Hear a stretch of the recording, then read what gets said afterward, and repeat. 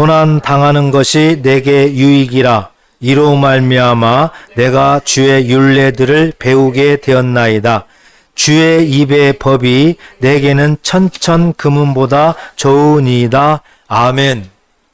오늘 거룩한 주일입니다. 하나님께서 우리와 함께 계시고 성부, 성자, 성령께서 함께 계십니다. 우리의 마음이 감사하는 마음으로 중심을 다할 때 오늘 우리에게 큰 은혜 베풀어 주실 줄 믿습니다. 우리 사람은 누구나 여러 가지 어려움, 고난을 좋아하지 않습니다.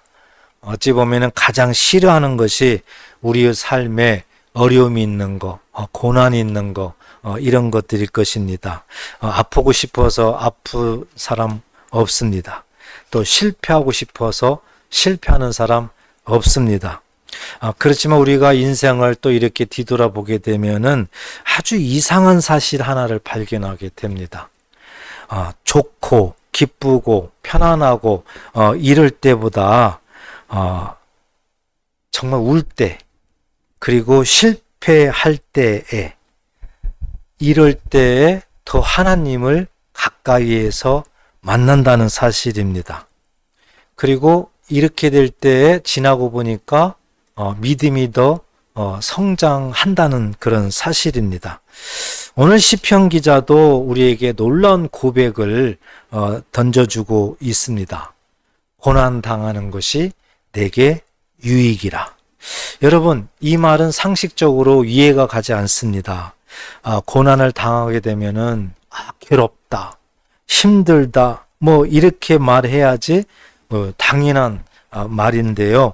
여기에는 고난이 유익이다, 이렇게 오늘 본문 말씀에서 우리들에게 소개를 하고 있습니다. 그래서 우리가 하나님의 말씀은 우리 사람의 생각으로는 절대 이해할 수 없기 때문에 하나님의 관점에서, 하나님의 마음으로 오늘 이 말씀이 어떤 뜻인지, 또 우리에게 어떤 교훈을 주고 있는지를 잘 깨달아서 이 말씀에 힘을 얻으시고 소망을 얻으시기를 주의 이름으로 축복합니다.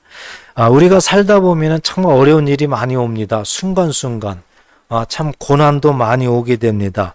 여러분, 왜 이렇게 어려운 일, 고난이 생길까요? 스스로 한번 생각해 보신다면 가장 먼저는 자기가 잘못하기 때문에 그래요.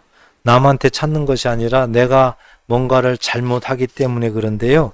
그 중심에 들어가면은 바로 욕심이 들어가 있어서 그래요.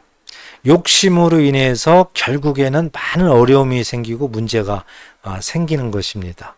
그래서 우리 사람의 욕심은 한이 없고, 그렇지만 그 욕심으로 인해서 여러 가지 고난이 온다는 것도 우리가 같이 알아야 됩니다.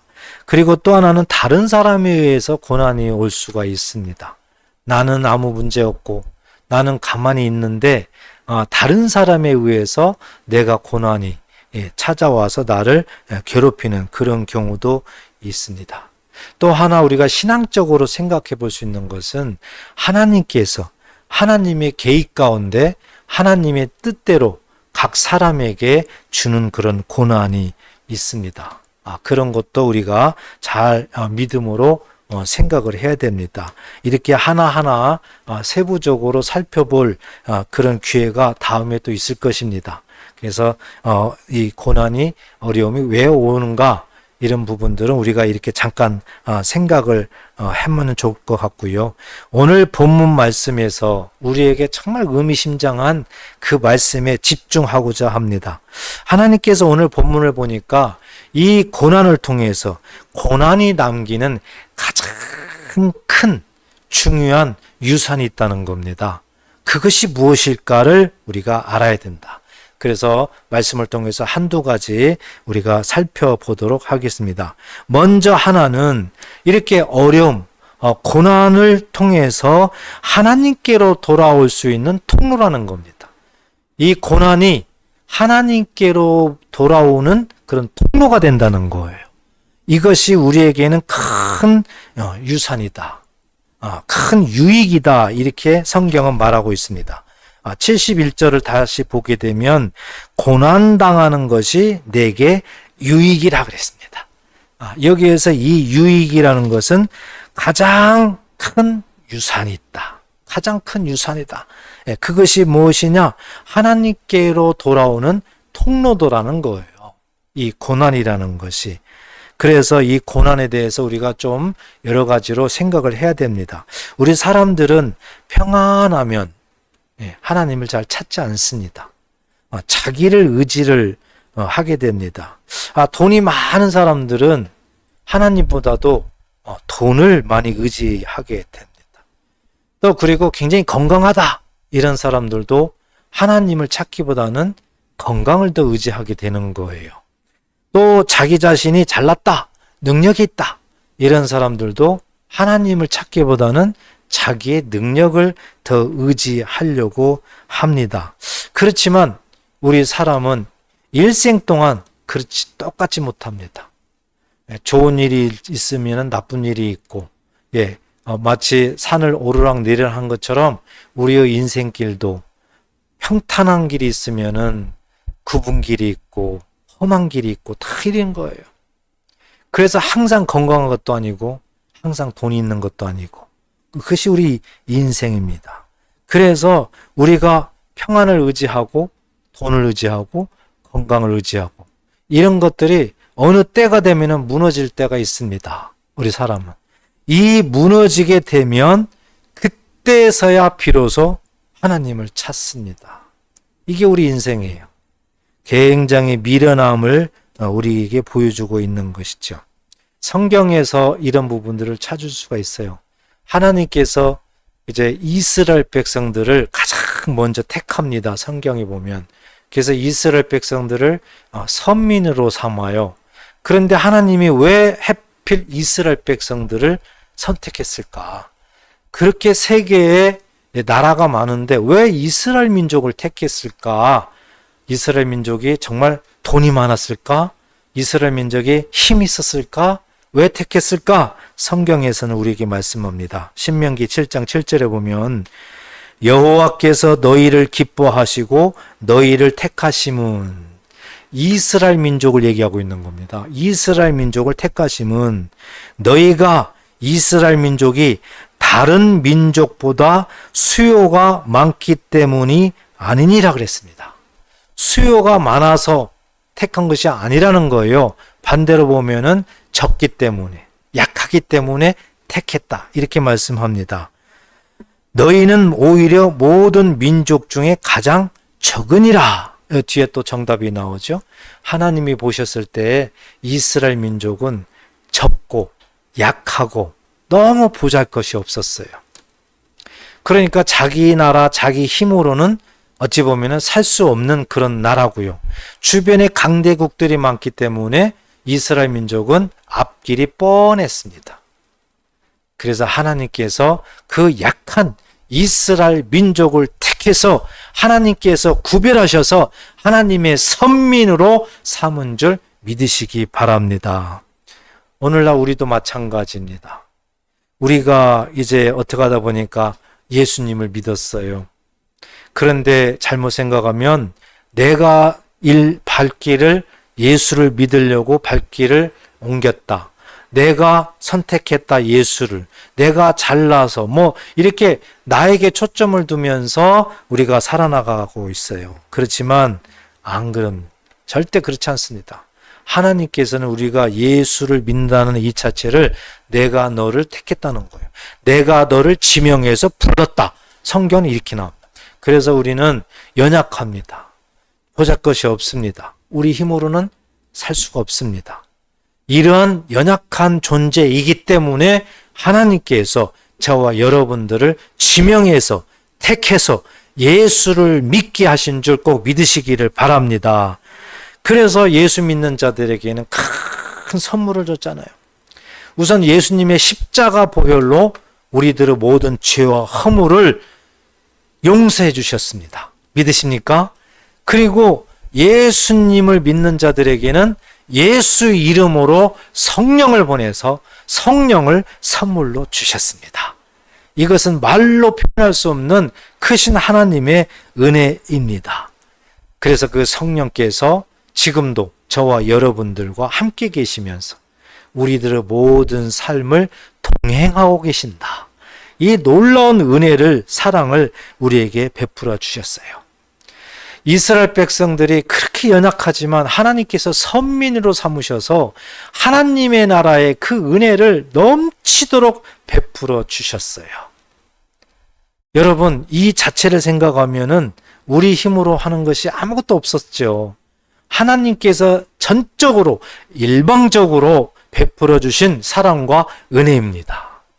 그런데 시간이 지나니까 한 해 한 해 살고 시간이 지나면서 세상에 살다 보니까 이스라엘 백성들이 하나님이 그 택하신 이유, 선민으로 삼아서 하늘의 복을 주는 이유, 이런 것들에 대해서 이제 하나하나 은혜를 잃어버립니다.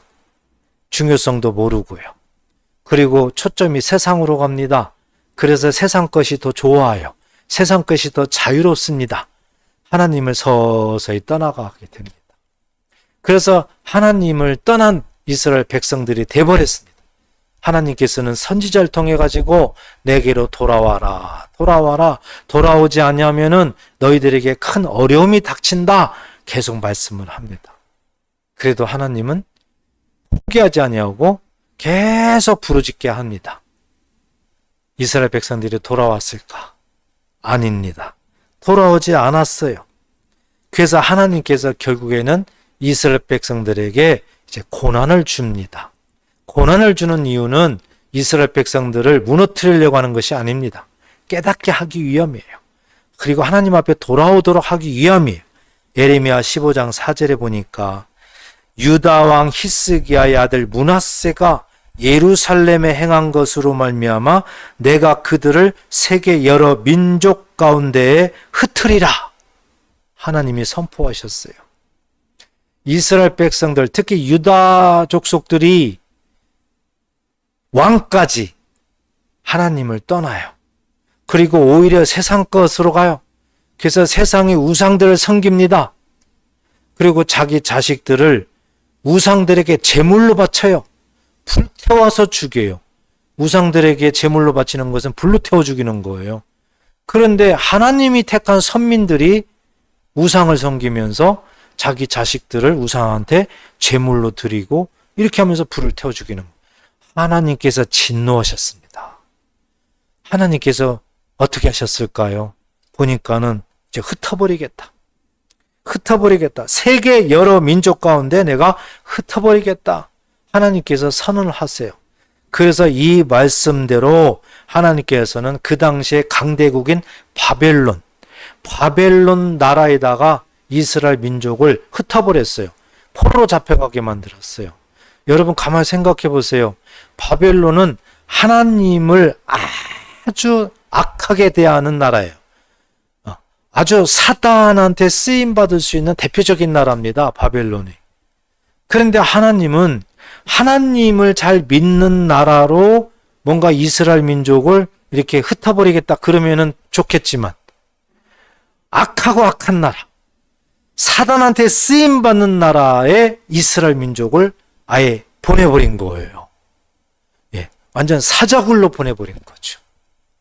자, 하나님의 의도가 왜 그랬을까요? 회개하도록 하기 위함이에요. 그렇게 하나님이 사랑해서 선민으로 택해서 하늘의 복을 주면서 하나님과 함께 행복하게 기쁘게 살기를 하나님은 원하셨는데 이스라엘 민족은 서서히 은혜를 잊어버리고 세상이 좋아요. 세상과 짝해요. 세상 우상을 섬겨요. 끝까지 돌아오지 않아요. 그러니까 하나님은 더 이상 두고 볼 수가 없어요. 그래서 내가 택한 내 백성을 내가 깨닫게 해야 되겠다. 이거 깨닫게 하는 도구가 뭐냐? 고난이었어요. 그래서 이스라엘 백성들이 70년 동안 바벨론에 가서 포로 생활을 하니까 얼마나 고난이 있겠습니까? 고난. 자, 이렇게 되니까 이제 그때부터 하나님을 바라보기 시작합니다. 그래서 하나님을 의지하고 하나님 앞에 기도하고 막 이렇게 하기 시작해요. 하나님은 70년 동안만 내가 고난으로 훈련을 시키겠다. 이렇게 약속했기 때문에 말씀대로 70년이 되니까 다시 이스라엘 백성들을 고향으로, 이스라엘로, 예루살렘으로 돌아오게 만듭니다.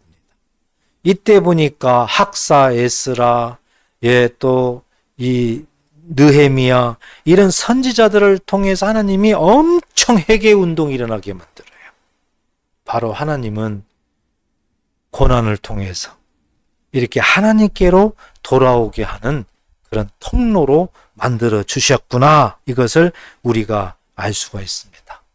신약 성경에서 누가복음 15장에 보면 탕자 이야기가 나옵니다. 탕자. 어느 집에 이제 부모가 있었고 아들 둘이 있었어요. 그런데 이 둘째 아들이 재산이 너무 많아요. 그 집이 너무 잘 살아요. 그러니까 아버지한테 내 지분을 주세요. 지금 주세요. 팔아서 주세요. 강력하게 요청을 합니다. 그랬더니 아버지가 지분을 팔아서 줘요. 그러니까 그 많은 재산을 가지고 집을 나갑니다. 나가니까 너무 좋은 거예요. 세상이 너무 좋아요. 너무 자유로워요. 뭐 풍류도 즐기고요. 하고 싶은 거 다 하고요. 너무 좋은 거예요. 그래서 결국에 그 둘째 아들은 허랑방탕한 그런 생활을 하게 됩니다. 오랜 시간 동안 허랑방탕을 하면서 자기가 가져온 재산을 전부 다 이제 소비를 하는 겁니다. 시간이 지나니까 재산이 다 없어지는 거예요. 여러분, 돈이 있을 때는 사람들이 인정해주고 대우해주고 따라다닙니다. 그렇지만 내가 없으면은 완전히 이제 반대가 되는 거예요. 나를 무시하고요. 만나지도 않으려고 하고요. 완전히 반대예요. 이게 인간입니다. 이게 인간이에요. 나한테 유익이 별로 없다. 그러면 그 사람 잘 만나려고 하지도 않습니다. 이 둘째 아들도 마찬가지였어요. 이제 먹을 게 없어요. 큰일 났어요. 그래서 어떻게 했을까? 어느 집에 가서 사정합니다. 저 돼지 우리 집에 들어가서 내가 돼지 키우면서 돼지들이 먹는 쥐엄나무를 먹겠습니다. 나 좀 사용해 주세요. 그러니까 그 집 주인이 이제 그 사람을 채용했어요. 일하도록 했어요. 그래서 돼지 우리에서 돼지를 키우면서 돼지들이 먹는 쥐엄나무를 먹을 게 없으니까 그걸 먹는 거예요. 이 둘째 아들이. 그렇게 많은 재산을 가지고 나왔지만 허랑방탕해가지고 없어지니까 자기한테 누가 도와주는 사람도 없고 다 떠나가. 이제는 신세가 너무 처량하게 된 겁니다. 그는 한숨을 쉬고 밤에 이제는 그는 자꾸 눈물이 나는 거예요. 그리고 그때서야 비로소 아버지가 생각이 나고 내 아버지 집에는 뭐든지 다 풍요롭고 정말 편안하게 잘 살았었는데 내가 이제는 이렇게 되었구나 하고 그는 슬피 울면서 비로소 그 스스로 돌이킵니다. 성경에 보니까. 그리고 회개하고 내가 아버지 집으로 돌아가야 되겠다. 아버지 아들로 받아주지 아니할지라도 그 아버지 집에 종으로 삼을지라도 아버지 집에 내가 가야 되겠다. 해서 그가 눈물을 머금고 결단하고 아버지 집으로 돌아오게 됩니다. 여러분, 이 둘째 아들도 그렇게 아버지 집으로 돌아올 수 있는 그 이유가 뭐였습니까? 결국에는 고난이었어요. 결국 고난 때문에 그는 스스로 회개하고 돌이켜서 아버지 집으로 돌아왔습니다. 이렇게 하나님께서는 어떤 상황에서 고난이 일어나면 그 고난을 통해서 하나님을 찾도록 하나님께 돌아올 수 있도록 통로로 삼아 주신 줄 꼭 믿으시기를 바랍니다. 혹시 여러 가지 상황으로 어려운 고난을 당하고 있는 분이 계십니까? 오늘 이 말씀을 잘 생각하면서 우리 하나님은 그 고난 당하는 그 사람을 버리는 것이 아니에요. 하나님은 이런 상황을 통해서 그 고난을 통해서 하나님을 발견하고 하나님께로 돌아오게 하는 그런 통로로 지금도 삼으시고 우리를 부르시는 줄 믿습니다. 우리는 오늘 이런 말씀을 통해서 큰 교훈을 얻습니다. 이스라엘 백성들을 통해서 그렇게 하나님이 약한 민족을 선민으로 택해서 하늘의 복을 주고 하나님이 동행하고 인도하셨다면 늘 하나님 안에서 감사하며 기뻐하며 하나님을 잘 섬기며 살았으면 바벨론 포로로 잡혀가지도 아니하고 고난도 없었을 것이고, 그런데 그들은 하나님을 떠나니까 고난이 왔고 큰 어려움이 왔어요. 또 누가복음 15장에 그 탕자를 보니까 그렇게 잘 살고 아버지 밑에서 호의호식하면서 행복하고 평안하고 살았던 그가 세상의 눈이 멀어서 자기 아버지한테 자기 지분을 재산을 달라고 해가지고 그냥 나가버렸어요. 집을. 그리고 허랑방탕하다가 결국에는 때가 되니까 이제는 다 빈털터리가 돼서 돼지 쥐엄나무까지 먹는 그 고난 속에 들어갔어요. 그 아버지 집에 계속 있었더라면, 하나님 안에서 계속 있었더라면 얼마나 행복하고 평안하게 늘 삶을 살 수 있었을까. 우리도 마찬가지입니다. 연약하고 나약한 우리이지만 하나님께서 예수를 믿게 하셔서 예수 믿는 자들에게 하늘의 선물, 성령을 선물로 주셔서 날마다 동행하면서 날마다 눈동자처럼 지켜주면서 위경에서 벗어나게 하면서 근심 걱정하면은 두려워하지 말라, 내가 너와 함께함이라 위로해 주면서 늘 하나님 안에서 살았더라면, 정말 믿음 생활 잘하고 살았더라면, 세상보다도 하나님의 것이 더 좋아서 늘 감사하며 기뻐하며 살았더라면 우리들 앞에 외로움, 걱정, 고난은 엄청나게 줄어들었을 겁니다. 그런데 그런 자체를 모르고 그냥 현실의 환경에 넘어가면서 세상으로 나아가니까 우리가 더 어려움을 당하고 고난을 당하게 되는 그런 경우가 아니겠는가. 오늘 말씀을 통해서 큰 교훈을 얻습니다. 이 교훈을 헛되이 버리지 마시고 귀하게 여기셔서 하나님 안에서 예수를 잘 믿고 날마다 하나님이 주신 은혜 가운데 늘 거하는 저와 여러분 되시기를 주의 이름으로 축복합니다. 또 하나 오늘 말씀을 통해서 우리에게 주시는 큰 것은 어려움과 이 고난이 남기는 큰 유산 한 가지를 더 말씀하는데, 그것이 바로 71절, 72절에 다시 보니까 고난당한 것이 내게 유익이라 이로 말미암아 내가 주의 율례들을 배우게 되었나이다 그랬습니다.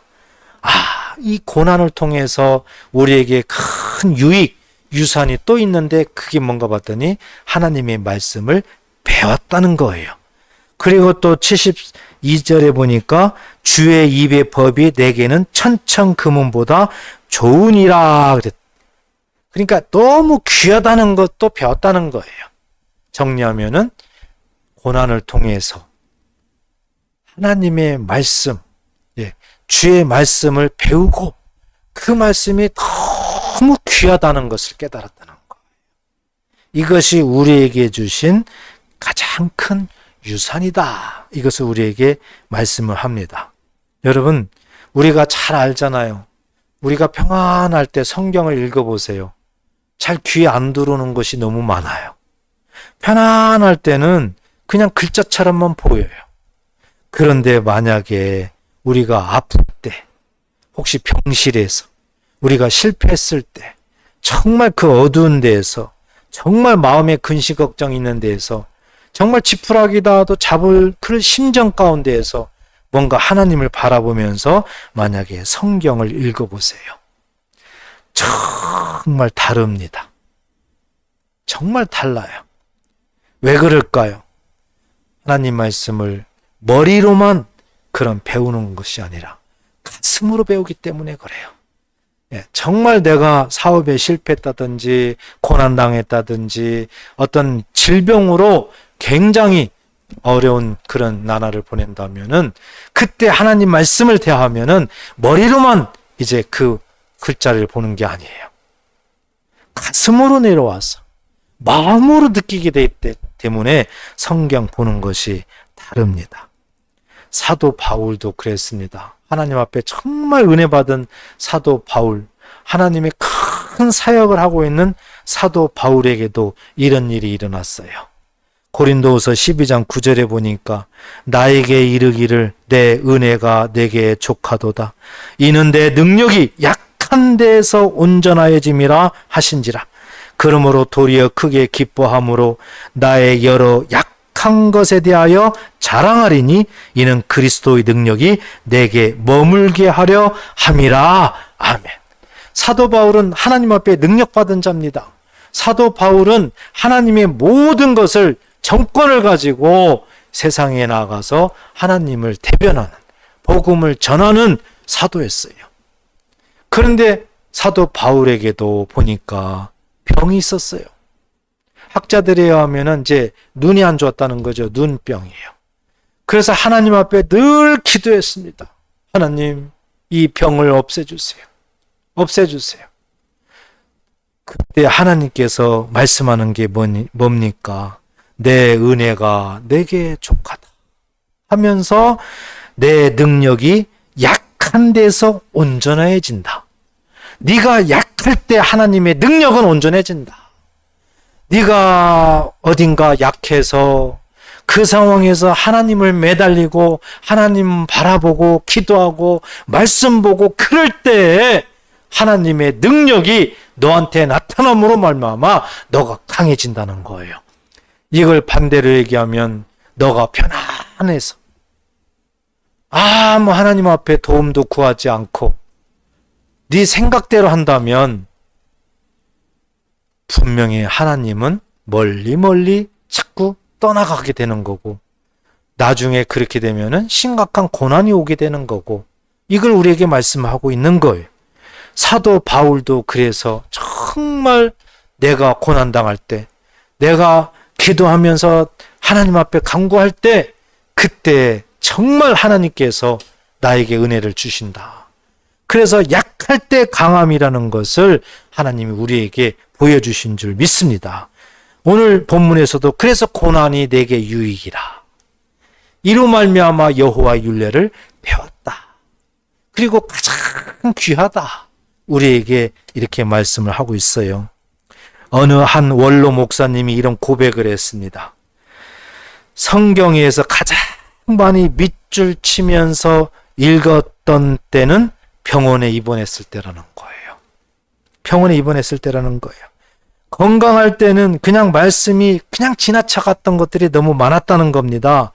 그런데 암으로 인해 가지고 병원에 입원을 하면서 정말 간절한 마음으로 기도하며 한 구절 한 구절 성경을 읽었을 때 그때가 가슴으로 생명으로 말씀이 다가왔다는 겁니다.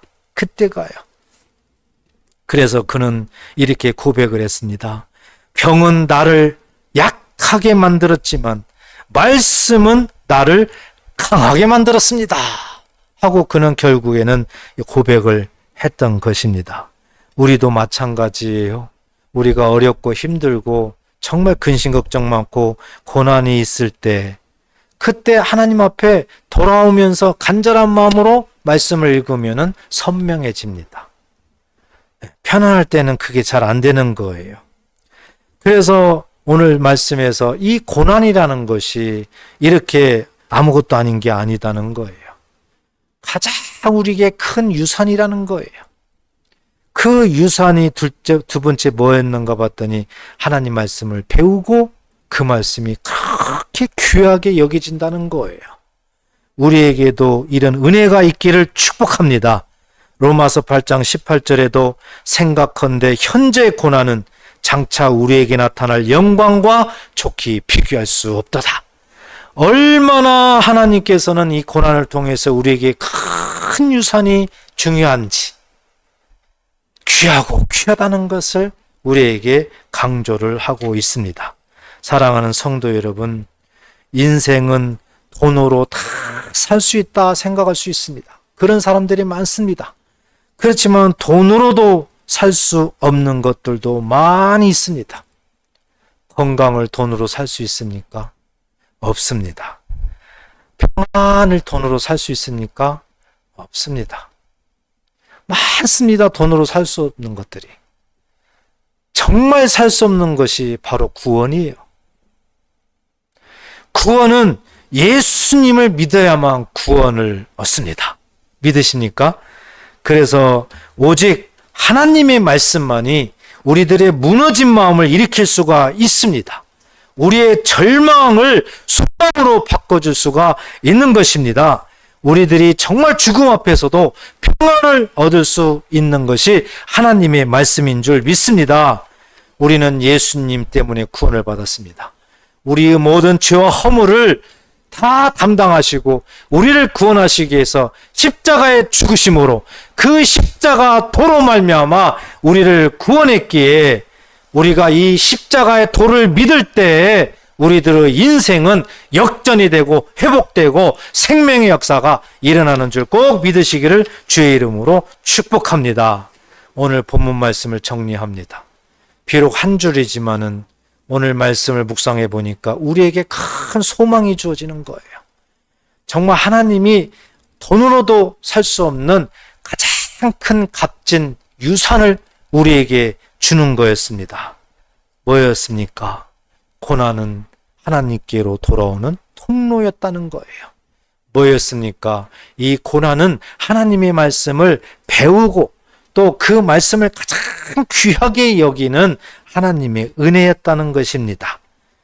그래서 오늘 우리에게 있는 이 고난, 어려움은 내년, 다음 달, 아니 더 가까이 내일 우리에게 찬양이 될 수가 있습니다. 우리에게 있는 이 고난은 우리의 삶의 간증이 될 수가 있습니다. 그렇기 때문에 이 어려움과 고난, 이것을 우리가 직면해 있을 때 오늘 주신 말씀을 잘 마음에 담으시고 우리 하나님은 이 고난을 통해서 나를 무너뜨리려고 하는 것이 아니라 하나님께로 돌아오는 은혜의 통로로 삼으시는구나, 이런 믿음을 가지고 마음에 소망 가지시고 힘내시고 앞으로의 모든 삶도 하나님 안에서 어떤 상황 속에서도 주 안에서 믿음으로 승리하는 아름다운 삶을 사는 저와 여러분 되시기를 주의 이름으로 축복합니다. 기도하겠습니다.